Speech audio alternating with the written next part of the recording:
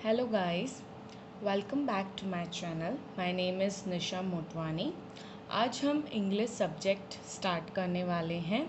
So guys, जैसे कि English एक लैंग्वेज सब्जेक्ट कहलाता है जिसमें हमें उसके question answers, grammar, writing skills को ध्यान में रखते हुए पेपर सॉल्व करना होता है एंड देन हम उस पर मार्क्स अपनी गेन कर सकते हैं.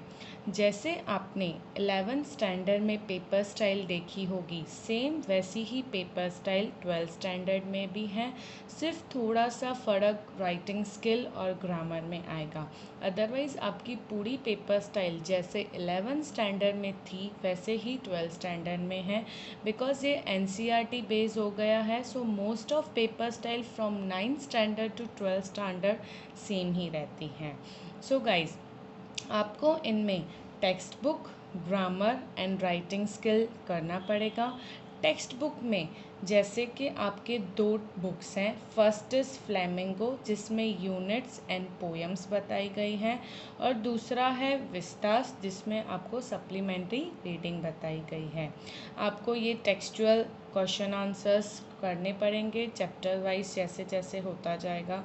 देन है ग्रामर और लास्ट है राइटिंग स्किल. गाइस, हमारा most of focus grammar and writing skill पे होता है बिकॉज राइटिंग स्किल के अंदर ऐसे, letter writing, email writing, notice, ये सब आते हैं और जो सब अनसीन रहते हैं. ग्रामर हर एक का बेस. मोस्ट ऑफ स्टूडेंट्स की प्रॉब्लम क्या होती है कि मुझे ग्रामर में प्रॉब्लम है, ग्रामर के रूल्स में समझने में तकलीफ़ हो रही है. सो ग्रामर एंड राइटिंग स्किल पे हमारा ज़्यादा फोकस रहता है. टेक्सचुअल में हमें लेसन समझ के उसके क्वेश्चन आंसर्स लर्न करने होते हैं. सो यहाँ पे भी हम ग्रामर एंड राइटिंग स्किल पे ज़्यादा ध्यान देंगे. इसका मतलब ऐसा नहीं है कि हम टेक्सचुअल में बिल्कुल ध्यान नहीं देंगे. हाँ, टेक्सचुअल भी करेंगे बट ज़्यादातर हमारा focus grammar and writing skills पे रहेगा. कैसे करेंगे हम ये पूरा सिलेबस? टेक्सचुअल में मैं आपको लेसन समझाती जाऊंगी, आपको उसके क्वेश्चन आंसर्स करते जाने हैं, लर्न करते जाने हैं, देखते जाने हैं. अगर कुछ आपको डाउट्स हैं तो आप मुझसे पूछते जाओगे. मैं हर एक लेसन, पोएम, सप्लीमेंट्री रीडिंग आपको एक्सप्लेन करूँगी एंड उसके बाद क्वेश्चन आंसर्स आप करेंगे. See, most of question answer AB section में आते हैं जो हमें सॉल्व करने पड़ते हैं, और आगे सेक्शन A में जैसे उसका पैराग्राफ आता है लेसन का, MCQ सॉल्व करने होते हैं. बट मोस्ट ऑफ आपको लेसन रीड आउट करना है, yes, if you have a time. और मैं आपको ये सजेस्ट करूँगी कि अभी स्टार्टिंग टाइम है, तो जैसे ही मैं आपको लेसन समझा रही हूँ आप वो टेक्स्ट में से पढ़ते हुए जाए. सिर्फ लेसन को एक बार अच्छे से रीड आउट कर लें, फिर उसके क्वेश्चन आंसर गो थ्रू करें. ऐसे ही पोएम और SR में आपको करना है. Coming to the next, grammar topic. Grammar में आपको मैं टॉपिक वाइज सिलेबस के हिसाब से करवाती जाऊंगी. आपको अब सॉल्व करने के लिए आपको क्वेश्चंस दूंगी जो आपको सॉल्व करने हैं और फिर मुझे बताते जाने हैं. और राइटिंग स्किल में वैसे ही टॉपिक वाइज होगा. आपको टॉपिक के हिसाब से मैं एक एक राइटिंग स्किल का टॉपिक है करवाती जाऊंगी. प्रैक्टिस के लिए आपको 2-3 टॉपिक उससे रिलेटेड दूंगी ताकि आपकी बहुत अच्छे से बोर्ड आने तक प्रैक्टिस हो जाए. सो ये था हमारा मोस्ट ऑफ इंग्लिश सिलेबस. आज मैं फ्लेमिंगो में से यूनिट समझाने वाली हूँ आपको, फिर मैं ग्रामर ये स्टार्ट करूँगी. सो गाइस, हमारा फर्स्ट यूनिट है द लास्ट लेसन. अल्फोंस डॉटेट का ये लेसन लिखा हुआ है. हमारा फ्लेमिंगो का first unit the last lesson. So start करें. ओके, इस लेसन में एक टाइम जिसमें फ्रांस एंड रशिया के वॉर का टाइम बताया गया है. इसमें main character France and M. हैमिल, French teacher के बारे में पूरी स्टोरी बताई गई है. इस चैप्टर में मेन थीम में ये बताया गया है कि जब वॉर होती है कंट्री में या दो कंट्रीज़ के बीच में, तो कैसी सिचुएशन अक्कर होती है, कैसी हालातें हो जाती हैं, लोगों की स्टैंडर्ड ऑफ लिविंग में क्या फ़र्क पड़ता है, ये बताया गया है।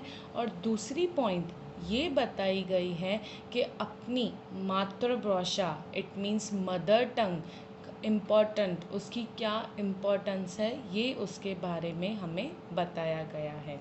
सो गाइस, लेसन स्टार्ट करते हैं। इस चैप्टर में जैसे मैंने आपको बताया, time of war between France and Russia. France and Russia के बीच में वॉर हुई थी जिसमें रशिया जीत गया था एंड फ्रांस हार गया था। इसमें फ्रांस जो एक स्टूडेंट है उसके बारे में बताया गया है। ये एक ऐसा स्टूडेंट है जिसको पढ़ाई में मन ना लगना, स्कूल लेट जाना, केयरलेस स्टूडेंट था, वैसा इसका कैरेक्टर इस चैप्टर में बताया गया है। सो एक मॉर्निंग फ्रेंड्स को स्कूल जाना था but he was not like to go to school, उसे स्कूल नहीं जाना था बिकॉज उसको एक तो होमवर्क मिला था पार्टिसिपल्स करने की फ्रेंच लैंग्वेज में जो उसने नहीं किया था। दूसरा, उसको मिस एम हैमिल जो उसके टीचर थे उससे उसको बहुत डर लगता था बिकॉज एम हैमिल बहुत स्ट्रिक्ट टीचर थे। सो इस वजह से वो स्कूल नहीं जाना चाहता था या वो लेट जाना चाहता था। बट जैसे ही वो घर से निकला, वो रास्ते में जा रहा है, सोच रहा है कि भाई मुझे स्कूल लेट जाना है, कैसे जाऊं या क्या करूं, इस हिसाब से रास्ते में चलते चलते वो एक बुलेटिन बोर्ड देख रहा है। बुलेटिन बोर्ड वो है जहाँ पे पूरी सिटी की न्यूज़, बैड न्यूज़ रखी जाती है और उसको पता है कि यहाँ पे 2 साल से ही हर बार बैड न्यूज़ दिखाई जाती है। सो बिना उसमें देखे हुए या देखने की कौन सी बैड न्यूज़ आई है, वो वहाँ से निकल जाता है। स्कूल जब वो पहुँचता है तो स्कूल गाइस, जैसे हमें पता है कि जब हम स्कूल जाते हैं बहुत शोर होता है, इधर उधर आवाज़ें, हर एक टाइप की आवाज़ें, बच्चे सब दिखाई देते हैं। बट उस दिन स्कूल का एटमॉस्फेयर बिल्कुल साइलेंट था। ही वॉज शॉक्ड कि आज ऐसा तो क्या है, आज ऐसा लग रहा है कि जैसे संडे हो, जैसे संडे को सब स्कूल बंद रहते हैं तो स्कूल में साइलेंस रहती है, वैसे ही उस दिन फ्रेंड्स को ऐसा लगा कि आज भी संडे है। वैसे तो गाइस ये जब लेट जाता था तो स्कूल में शोर शराबा होता था, क्लास में बच्चे शोर करते थे, तो इसको ऐसा होता था कि मैं अपने आप क्लास में घुस जाऊंगा एंड मुझे कोई कुछ नहीं बोलेगा। बट उस दिन बिल्कुल शांति थी। जैसे ही वो क्लास के अंदर एंटर हुआ, मैं एम हैमिल वहाँ पे समझा रहे थे, उसने उसको देखा, वो डर गया। फ्रेंड एम हैमिल ने उसको कहा कि अच्छा हुआ फ्रेंड्स तुम आ गए, अदरवाइज़ हमें तुम्हारे बिना ही लेसन शुरू करना पड़ता। सो जैसे ही उसको बोला कि तुम अंदर आ जाओ, फ्रेंड्स वर शॉक्ड कि आज सर ने मुझे ऐसे बात करी। फिर उसको कहा कि जाके तुम अपनी सीट पे बैठो। फ्रेंड्स जाके अपनी पीछे सीट पे बैठ गया। वो देख रहा है कि आज एटमॉस्फेयर, आज क्लास के स्टूडेंट सब कुछ अलग अलग दिख रहा था। Something was strange that day, कुछ अलग है उस दिन पे। सो उसने नोटिस किया तो देखा तो एक तो स्कूल का प्लेग्राउंड बिल्कुल साइलेंस था। क्लास में जब उसने बैक साइड देखा तो बैक बेंचेस पे विलेजर्स आए हुए थे। इट मीन्स विलेजर्स पीछे बेंचेस पे बैठे हुए थे। तीसरी पॉइंट उसने ये नोट करी कि आज एम हैमिल ने ग्रीन कलर का कोट ये सब पहना है। तो वो शॉक्ड था कि ये कोट ये सब तो कुछ प्राइज़ डिस्ट्रीब्यूशन फंक्शन हो स्कूल में तो वो तब पहनते हैं, बट आज उन्होंने ये क्यों पहना है। फिर जब थोड़ा टाइम आगे हुआ, एम हैमिल ने फ्रेंड से उसका होमवर्क पूछा। अब उसको पता था कि मैंने होमवर्क तो किया नहीं है, जिस वजह से वो आज स्कूल में लेट जाना चाहता था। सो वो खड़ा हुआ, उसको पता था कि आज मुझे डांट पड़ेगी बिकॉज मिस्टर हैमिल वो उनको रूलर से मारते थे because he was a very strict teacher. So उन्होंने उसको कहा कि तुम्हारा होमवर्क, फिर फ्रेंड्स ने उसको कहा कि आज उसने अपना होमवर्क नहीं किया है। एम हैमल एक्सपेक्टेड थे कि यस इसने होमवर्क नहीं किया होगा। उसने फ्रेंड्स को बैठ जाने के लिए कहा और कहा कि ठीक है, कोई बात नहीं, इसमें तुम्हारी कोई गलती नहीं है, तुम बैठ जाओ। So that was another shocking for him कि आज इन्होंने मुझे कुछ नहीं कहा, मैंने होमवर्क भी नहीं किया, मैं स्कूल भी लेट आया हूँ। सो ही वॉज सिटिंग साइलेंटली। जैसे ही एम हैमिल ने अपना पढ़ाना स्टार्ट किया तो वो ये कह रहे थे कि आज मेरा यहाँ पे लास्ट लेक्चर है। सो फ्रेंड्स वॉज शॉक्ड कि आज उनका लास्ट लेसन, आज उनका लास्ट लेक्चर कैसे हुआ। सो उसमें से एम हैमिल बताते हुए कह रहे हैं कि हमें बर्लिन से ऑर्डर आया है कि यहाँ पे सिर्फ जर्मन लैंग्वेज सिखाई जाएगी। Order from Berlin to teach only German in school. It means this is the topic of language, your mother tongue. जब कोई वॉर में एक कंट्री हार जाती है और दूसरी कंट्री उस पर रूल ओवर करती है तो उसमें हर एक बात जो जीती हुई कंट्री है उसके हिसाब से होती है। सो बर्लिन से यही ऑर्डर आया था कि अब से फ्रेंच लैंग्वेज स्कूल में नहीं सिखाई जाएगी, हर जगह पे जर्मन लैंग्वेज सिखाई जाएगी। फ्रेंच के डिस्ट्रिक्ट थे अल्सेक एंड लॉरेन, यहाँ पे जो जो स्कूल्स है वहाँ पे अब से जर्मन लैंग्वेज सिखाई जाएगी।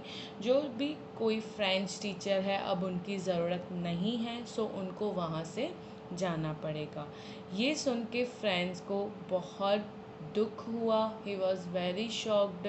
अब उसको अपनी पास्ट मेमोरीज याद आ रही थी कि काश मैंने अपनी पढ़ाई में ध्यान दिया होता, आज ये सर उसको बहुत अच्छे लगने लगे। ही वॉज वेरी सैड कि आज उनका लास्ट लेसन है। ना चाहते हुए भी अब मैं उनसे कभी भी फ्रेंच नहीं सीख सकता, मैं उनको कभी देख नहीं सकता बिकॉज़ वो आज के बाद कल चले जाएंगे। सो अब उसको रियलाइज़ हो रहा है कि मैंने कभी भी अपनी स्टडीज़ में ध्यान नहीं दिया। I have never paid attention in my studies.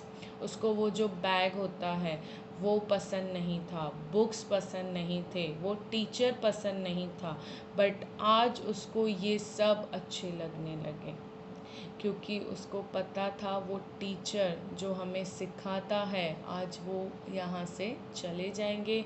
वो लैंग्वेज जो हमारी मदर टंग है उसको हम नहीं पढ़ सकते। सोचो गाइस, आप जिस मदर टंग बोलते हो, आज के बाद अगर आपको ऐसा कहा जाए कि आप उस मदर टंग में बात नहीं कर सकते, वो मदर टंग को लिख नहीं सकते, आपको अदर लैंग्वेज यूज़ करनी पड़ेगी, तो ये किसी के लिए भी बहुत दुख की बात होती है कि हम अपनी मदर टंग को यूज़ नहीं कर सकते। सो एम हैमिल इसमें बात करते हुए कहते हैं कि फ्रेंच लैंग्वेज में मैं आप सबको सिखाने की कोशिश करता हूँ या करता था, बट इसमें सम हाउ सबकी गलतियाँ हैं, मेरी भी गलतियाँ हैं बिकॉज़ जब मैं फ़िशिंग करने जाता था तो मैं आप सबको लीव दे देता था कि यहाँ चले जाओ। दूसरा, मैं आपको मेरे जो गार्डन में प्लांट्स हैं मैं उसको वाटरिंग करने के लिए आपको भेज देता था। दूसरी गलती उन्होंने पेरेंट्स की निकाली कि पेरेंट्स कभी अपने बच्चों को फोर्स नहीं करते कि वो अपनी मदर टंग को, अपनी स्टडीज़ को ध्यान से लें, अच्छे से सीखें।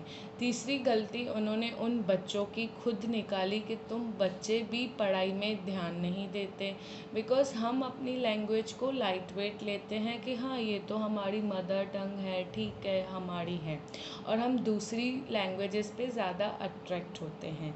बट जब तुम्हें ये पता चले कि तुम्हारी लैंग्वेज अब से तुम्हारी नहीं रही, तो ये सुन के बहुत दुख होता है। और वैसे ही उस दिन उन लोगों के साथ हुआ था, बिकॉज़ वॉर में उनकी कंट्री हार चुकी थी। सो पढ़ाते पढ़ाते एम हैमिल थोड़े से इमोशनल हो गए। उन्होंने कुछ लिखने के लिए बच्चों को दिया कि आप मुझे ये लिख के बताएं। इतने में वो अपनी चेयर पे साइलेंटली बैठ गए। वो चुप करके हर चीज़ को नोट कर रहे थे, बिकॉज़ उन्होंने वहाँ पे 40 इयर्स अपनी सर्विसेज दी थी and he was very honest person. उन्होंने 40 इयर्स जहाँ पे सर्विस दी थी, अब उनको ऐसा पता चले कि कल उनको वहाँ से जाना है, तो उस टाइम पे ऐसी फीलिंग्स आ जाती हैं। अब वो हर चीज़ को कैप्चर करना चाहते हो जहाँ पे आप 40 साल से रहे हो, और कल से आप उन चीज़ों को नहीं देख सकते। फ्रेंड्स उस बातों में खो जाता है, अपने थिंकिंग, अपने विचारों में कि ये क्या हो गया, मैं जब मेरे पास टाइम था तो मैंने सीखा नहीं। आज मुझे रिग्रेट फील हो रहा है कि जब मुझे सीखना था, बट अब से मुझे कोई सिखाने वाला नहीं है, और ये लैंग्वेज का हम यूज़ नहीं कर सकते। जब उसका बाहर ध्यान जाता है विंडो साइड, तो वहाँ पे बर्ड्स ट्रिपिंग करते हैं। तब उनको फील होता है कि क्या ये बर्ड्स को भी अपनी लैंग्वेज नहीं बोल सकते। बट फिर वो वही सोचता है कि ये बर्ड्स फ्री हैं, ये कुछ भी कर सकते हैं। जब वॉर होती है तो उसमें कंट्री के लोग फंसते हैं, ह्यूमन बींग्स को वो स्लेवरी भुगतनी पड़ती है। जब एक पक्षी पिंजरे में होता है तो उसको हर एक प्रॉब्लम फेस करनी पड़ती है। वो स्काई में नहीं जा सकता, वो अपनी मर्ज़ी से इधर उधर नहीं जा सकता। सो वैसा ही हाल ह्यूमन बींग्स का हो जाता है जब उनकी कंट्री किसी और कंट्री से हार जाती है। वैसे ही वो अपनी थिंकिंग में करते करते सोच रहा है। एम हैमिल अपने उन चीज़ों को देख रहे हैं, स्कूल की दीवारें, स्कूल क्लासरूम, सब कुछ चीज़ों पे उनका ध्यान जा रहा है। इतने में स्कूल की बेल बजती है और सब लोग प्रेयर के लिए खड़े हो जाते हैं। प्रेयर हो जाने के बाद एम हैमिल इतना इमोशनल हो जाते हैं कि वो एक वर्ड तक नहीं बोल सकते। वो बोर्ड पे लिखते हैं वाइव लव फ्रेंड्स, जिसकी मीनिंग होती है लॉन्ग लिव फ्रेंड्स। उन्होंने ये लिखा। वो उन्होंने लोगों को ये भी समझाया कि फ्रेंच वर्ल्ड्स की मोस्ट ब्यूटीफुल लैंग्वेज है, इसको सीखना बहुत ज़रूरी है। It's a very most beautiful language. But आज के बाद ये लैंग्वेज वो नहीं सीख सकते, बिकॉज़ उनको जर्मन ही बोलना पड़ेगा, जर्मन लैंग्वेज में ही लिखना पड़ेगा, एंड आज के बाद वो अपनी मदर टंग का यूज़ नहीं कर सकते। सो ये था the last lesson, the story और summary of the last lesson, जिसमें फ्रेंच एक स्टूडेंट है, एम हैमिल एक फ्रेंच टीचर है जिनका लास्ट डे था स्कूल में, एंड फ्रेंड्स जो रिग्रेट फील कर रहा है कि इसके पहले उसने कभी स्टडीज़ में अपनी लैंग्वेज में ध्यान नहीं दिया, और अब जब उसको रिग्रेट हो रहा है वो कुछ नहीं कर सकता, बिकॉज़ जो उनके सिखाने वाले टीचर थे उनको कल वहाँ से जाना है। सो ये आपकी समरी है। ये जो मैंने टॉपिक पॉइंट्स लिखे हैं, आपको पॉइंट्स लर्न करनी है। लेसन को एक बार अच्छे से रीड आउट करें, then question answer throughout करें, बिकॉज़ जब तक आपको लेसन अच्छे से समझा नहीं होगा, आप क्वेश्चन आंसर को अच्छे से नहीं कर सकते। And see it's very easy to write question and answer. आगे चल के क्वेश्चन आंसर्स कैसे लिखने हैं बोर्ड्स में, ये मैं आपको सब एक्सप्लेन करूँगी। फ़िलहाल सिर्फ आप लेसन रीड करें एंड क्वेश्चन आंसर को अच्छे से समझ के लर्न करें। उसकी पेपर स्टाइल लिखना कैसे है वो मैं आगे के वीडियोस में आपको समझाऊंगी। होप सो आपको लेसन अच्छे से समझ में आया होगा। Thank you.